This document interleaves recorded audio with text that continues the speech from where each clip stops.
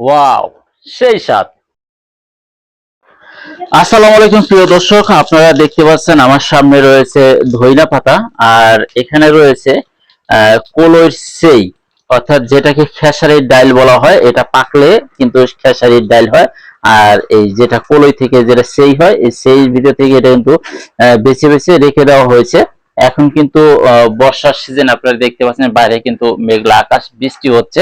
তো এই সময় কিন্তু এটা হয় না, কারণ খেতে কিন্তু এখন পানি আছে। বর্ষার সিজন, এটা হয় শীতের সময়।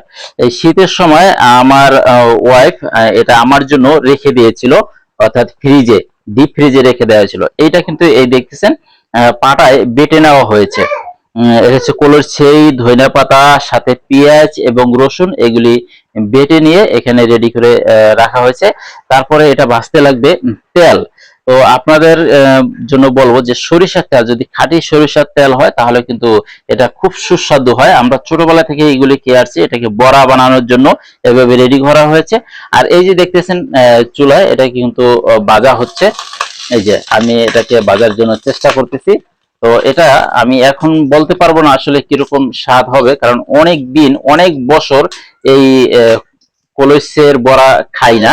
কারণ বিশেষ করে আমি বাইরে থাকি, তো সেই কারণে এটা খাওয়া হয় না। তো আজকে আমি খাবো ইনশাল্লাহ, দেখবো এটা কেমন হয়েছে। তবে এখন অবশ্যই বলতে পারতেছি না, একটা ভাজা হোক, তারপর খেয়ে আপনাদেরকে অবশ্যই জানাবো কেমন হয়েছে। আশা করি খুব টেস্টি হবে। আর আপনাদের সকলের দাওয়াত রইলো, আপনারা কিন্তু এই কলইসের বড়া খাওয়ার জন্য আমার বাড়িতে চলে আসবেন ইনশাল্লাহ। তারপর খাওয়ার পরে আমি আপনাদেরকে আবার একটু জানাবো যেটা কেমন হয়েছে।